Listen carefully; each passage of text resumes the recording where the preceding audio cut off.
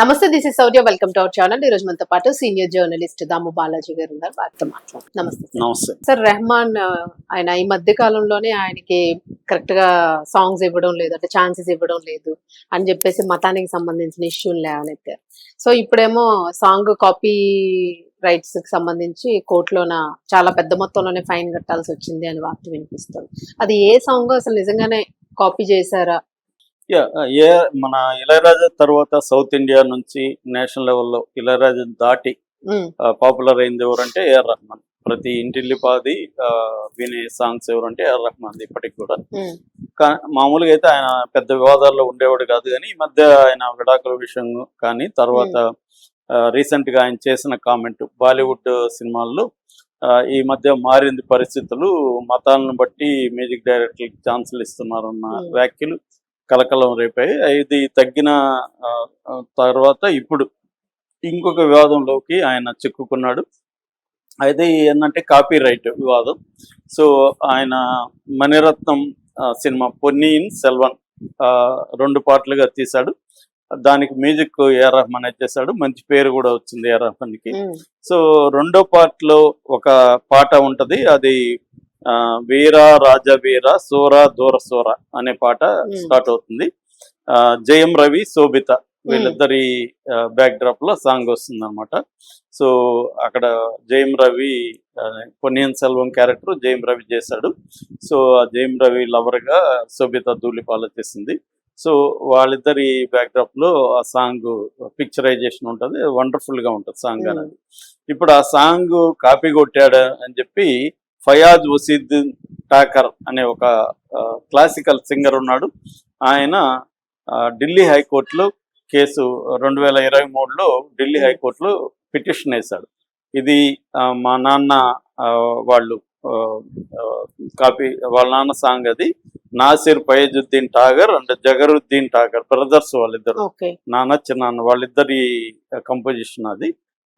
శివస్తుతి ఆ కంపోజిషన్. ఆ శివస్తుతిలో నుంచే ఆ కంపోజిషన్ యాజ్ ఇట్ ఈజ్ గా లేపారు. ఆ కంపోజిషన్ లో శైవ శైవ యోగి మహాదేవ అనే సాంగ్ అది యూట్యూబ్ లో ఉంటది. సో నేను విన్నాను, 2 వింటే సిమిలర్ గా అనిపించాను నాకు కూడా. సో అంటే నేను మ్యూజిక్ ఎక్స్పర్ట్ ని కాదు, కానీ సిమిలర్ మామూలుగా వింటే సిమిలర్ గా అనిపిస్తా ఉన్నాయి. సో దీని మీద ఢిల్లీ హైకోర్టు సింగిల్ జడ్జి ఒక తీర్పు ఇచ్చాడు. అదేంటంటే కాపీ కొట్టిన మాట వాస్తవమే కాబట్టి 2 కోట్లు డిపాజిట్ చేయాలి ఏఆర్ రెహమాన్. తర్వాత ఈ సినిమా ఎక్కడెక్కడ ఉన్నా లేకపోతే ఈ పాట ఎక్కడ ఉన్నా అందులో క్రెడిట్స్ మార్చాలి.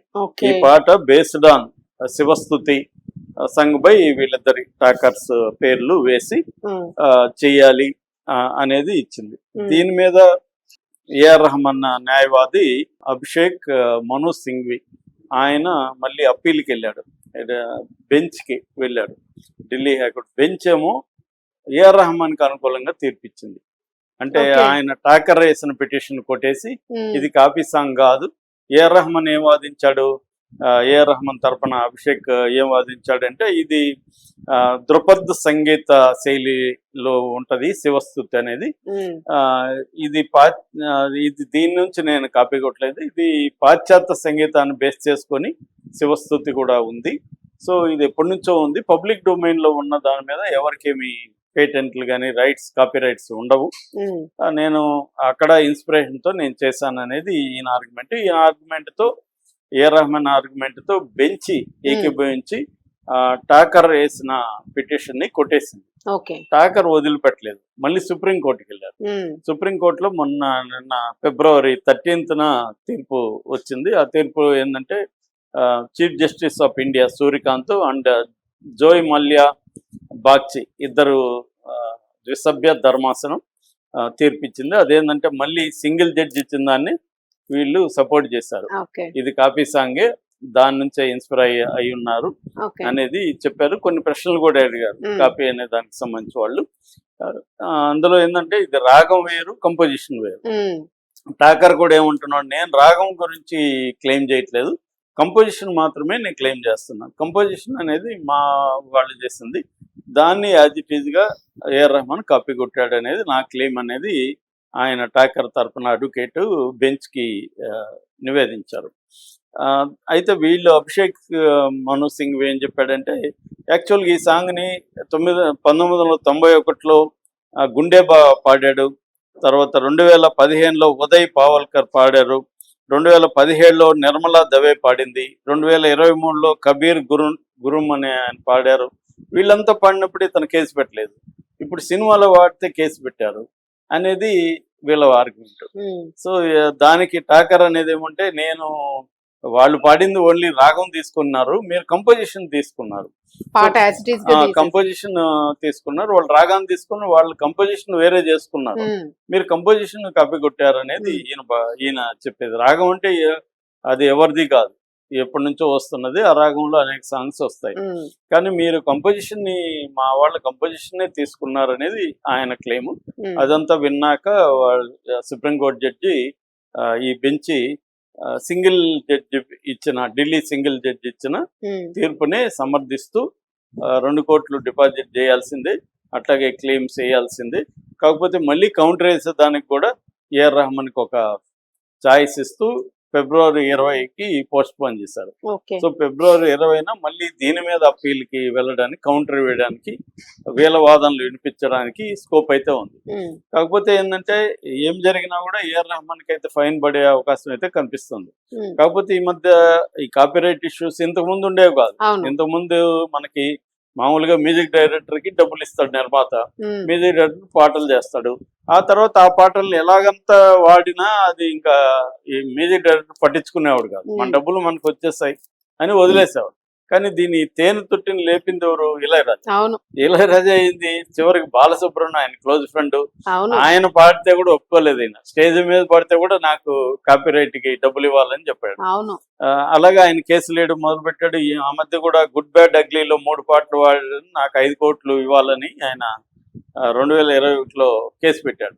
సో ఇలాగా ఇళయరాజా ఎప్పుడైతే తీసుకొచ్చాడో అసలు కాపీరైట్ చట్టం ఏం చెప్తుంది అనేది జనాలకి, ఎవరికి కాపీరైట్ చట్టం అండర్స్టాండింగ్ ఉండదు, ఎవడు ఫాలో కాదు. సినిమా ఇండస్ట్రీ అంతా మామూలుగా ఎక్కువ భాగం చిన్న అగ్రిమెంట్ల మీద నడిచిపోతూ ఉంటది. అదేమి స్టాంప్ పేపర్ అగ్రిమెంట్, దానికి నోటరీ ఇవేమి ఉండవు. సినిమా ఏంటంటే ప్రొడ్యూసర్ ఒక ఫార్మేట్ పెట్టుకుంటాడు, ఆ ఫార్మేట్ లో అందరి దగ్గర సంతకాలు తీసుకుంటాడు. ఈ మధ్య ముంబై కార్పొరేట్ వాళ్ళు ఎంటర్ అయిన సినిమా ఇండస్ట్రీలో వాళ్ళు మాత్రం లీగల్ గా స్టాంప్ పేపర్ రాసుకొని ఒక 20-30 పేజీలు ఉంటది అగ్రిమెంట్. అవి ఎవడు చదవలేడు, చదివిన అర్థం కాదు, అలా ఉంటది అనమాట. అలా రాస్తారు వాళ్ళు. సో అలా అంత పగడ్బందీగా రాయించుకుంటున్నారు ఈ మధ్య కాలంలో, ఈ గొడవలు వస్తాయని. ఎందుకంటే అంతకుముందేమో ఊరికే మా మ్యూజిక్ డైరెక్టర్ దీనికి మా సినిమాకి ఫలానా మ్యూజిక్ డైరెక్టర్ మ్యూజిక్ చేస్తాడు, దీని మీద మాకు సరహక్కులు మాకు ఇస్తున్నాడు, ఆయనకి ఇంత రెమ్యునరేషన్ ఇస్తున్నాడు అని రాయించుకున్నాడు. ఇప్పుడు అలాగే లేదు, అగ్రిమెంట్లు ఉంటున్నాయి. కానీ ఒకప్పుడు ఉన్న దానివల్ల ఏమవుతుందంటే ఇక్కడ మ్యూజిక్ కంపెనీ ఉంటుంది, కంపెనీకి రైట్స్ ఇస్తారు, మ్యూజిక్ కంపెనీకి, ఆడియో కంపెనీకి, ప్రొడ్యూసర్కి ఉంటుంది, తర్వాత మ్యూజిక్ డైరెక్టర్కి, సింగర్కి, ఇలాగ అందరికి దాని మీద హక్కులు ఉంటాయి. ఈ కన్ఫ్యూజన్ ఉందన్నమాట, దేని హక్కులు ఎవరికి ఉంటాయి. సో ఇప్పుడు ఇళయరాజా ఎప్పుడైతే కేసులు పెట్టాడో అసలు కాపీరైట్ చట్టం ఏం చెప్తుంది అది చెప్తున్నారు. ఇళయరాజా తరపున శరవణన్ అనే అడ్వకేట్ ఆయన ఎక్స్ప్లెయిన్ చేసింది ఏంటంటే, మామూలుగా ఒక సినిమాకి మ్యూజిక్ చేస్తాడు ఇళయరాజా, ఒక సినిమాకి చేశాడు, ఇళయరాజాకి వాళ్ళు డబ్బులు ఇచ్చారు, సినిమాకి ఇచ్చేసినాక ప్రొడ్యూసర్కి సినిమాని ఎలాగన్నా వాడుకునే హక్కు ఉంటుంది. కానీ సాంగులు విడిగా వాడుకుంటే అది ఆ సాంగులు విడిగా వాడుకున్నప్పుడు ఇళయరాజాకే రైట్స్ ఉంటాయి అనేది కాపీరైట్ చెప్తుంది. కాపీరైట్ యాక్ట్ ప్రకారం విడిగా సాంగులు వాడుకుంటే ఆ స్వరకర్త అంటే కంపోజర్కే దాని మీద రైట్స్ ఉంటాయి అనేది కాపీరైట్లో ఉంది. దాన్ని బేస్ చేసుకుని ఇళయరాజా కొట్లాడుతున్నాడు అనేది శరవణ అని చెప్తున్నాను. సో ఈ గొడవంతా ఇప్పుడు ఏంటంటే నిర్మాతలు కానీ లేకపోతే మ్యూజిక్ డైరెక్టర్లు కానీ అన్ని తెలుసుకోవాల్సిన అవసరం ఉంది. ఇప్పుడు రైటర్లు ఉన్నారు, రైటర్లు ఏం చేస్తారు, తెలుగులో రైటర్ అసోసియేషన్తో పోయి, ఇప్పుడు నేను చాలా స్క్రిప్ట్లు చేశాను, రైటర్ అసోసియేషన్లో పోయి మనం రిజిస్టర్ చేసుకుంటాం అంతే. మనకి కాపీరైటా పేటెంట్ రైట్ ఇవేం మనకు తెలీదు, మనం కాపీరైట్ కిందకి వెళ్ళాం.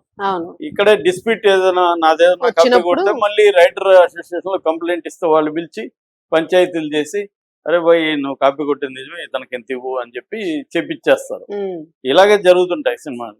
ఎప్పుడైతే ఇళయరాజా వచ్చి ఈ తుట్టని కలిపాడో ఉమ్. మిగతా వాళ్ళకి కూడా వచ్చాయి. సినిమా కదా ఇప్పుడు ఈయన ఇంకొకరినొకరు- చాలా మంది కాపీ కొట్టారనేది ఏఆర్ రెహమాన్ ఆరోపిస్తున్నాడు. అవును. వాళ్ళ మీద ఎందుకు పెట్టలేదు? వాళ్ళ దగ్గర డబ్బులు ఏం లేవు, వాళ్ళు ఉమ్. ఎక్కడ ఇస్తారు? వాళ్ళ మీద కేసు వేసి లాభం లేదు. సినిమా అంటే ఇది పెద్దది, మల్టీ క్రోర్ వ్యవహారం కాబట్టి డబ్బులు వస్తాయి అన్న యాంగిల్లో కేసు వేస్తున్నారు.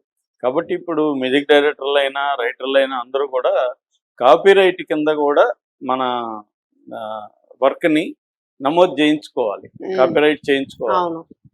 అట్ ద సేమ్ టైం ఇంతకుముందు మ్యూజిక్ కాపీ కొట్టిన వాళ్ళు ఎవరు లేరు. మాయాబజార్లో వివాహ భోజనం సాంగే అది పోలీస్ మార్చింగ్ ఉమ్, సాంగ్. ఉమ్, అక్కడ నుంచే మనకు అన్ని స్క్రిప్ట్లు కావచ్చు, పాతాళ భైరవి సబ్జెక్ట్ కూడా, నేపాలి మాంత్రికుడు ఇవన్నీ కూడా కాపీలు. ఇవాన్ ద టెరబుల్ దగ్గర నుంచి సెర్గే ఐసెన్స్టైన్ సినిమా అది రష్యా, దాని నుంచి తీసుకున్నారని కూడా ఆరోపణలు ఉన్నాయి. ఉమ్, అట్లాగా ప్రతిదీ కాపీ ఆరోపణలు ఉన్నాయి. గతంలో అంటే తెలిసేవి కాదు. ఇవాళ ఏంటంటే ప్రపంచం చిన్నదైంది, ఇంటర్నెట్ సోషల్ మీడియా వచ్చి నాకు అందరికి తెలిసిపోతున్నాయి. అవును. ఇవాళ ఎవరికి తెలియకుండా కాపీ కొట్టేద్దాం అనుకుంటే కుదరదు. Very difficult. ఇవాళ కోర్టులకు వెళ్ళిపోతారు కాపీ. అందువల్ల కాపీరైట్ యాక్ట్ ఏం చెప్తుంది, మనం ఈ సాంగ్ ని లేకపోతే ఇంకొక ఐడియానో లేకపోతే ఇంకో దాన్ని కాపీ కొడితే వాళ్ళు కేసేస్తే ఏంటి, ఈ విషయాలను తెలుసుకొని చేయాల్సిన అవసరం ఉంది. అవును. ఏదేమైనా ఇది Maniratnam producer plus Lyca productions ఇద్దరు కలిసి ఈ సినిమా చేశారు కాబట్టి ఉమ్, ఇప్పుడు వాళ్ళ మీద పడుతుందా, ఏఆర్ రెహమాన్ ఇండివిజువల్ గా 2 కోట్లు కట్టాలనేది చూడాలి. ఉమ్, సో 20వ తేదీ మళ్ళీ ఏఆర్ రెహమాన్ మళ్ళీ అప్పీల్ చేసుకునే అవకాశం ఉంది. ఉమ్, ఇవన్నీ అయినాక ఈ కేసుకు సంబంధించి వస్తుంది. అయితే ఈ కేసు వల్ల మిగతా సినిమా వాళ్ళందరూ ఇండస్ట్రీకి అంతా కూడా అవేర్నెస్ పెరిగే వచ్చే అవకాశం అవకాశం ఉంది. సార్, ఇప్పుడు ఒక చిన్న డౌట్. ఇప్పుడు ఇళయరాజా గారు సపోజ్ ఉన్నారనుకోండి, ఆయన ఉన్నంత కాలము ఆయన పాటలకు సంబంధించి కాపీ రైట్స్ అన్నాను. ఇన్ కేస్ ఆయన తరువాత జనరేషన్ కి ఫార్వర్డ్ అవుతాయా? ఖచ్చితంగా అవుతాయి. కాపీరైట్ అనేది మామూలుగా ఎవరికైనా ఇచ్చుంటే ఉమ్, కాపీరైట్ తన వారసులకి ఇస్తే వారసులకి వెళ్తుంది. ఓకే. అంటే రైటర్ మామూలుగా నాకు తెలిసి అదొక ప్రాపర్టీ కిందే. మ్యూజిక్ ఇవన్నీ తెలియదు కానీ మామూలుగా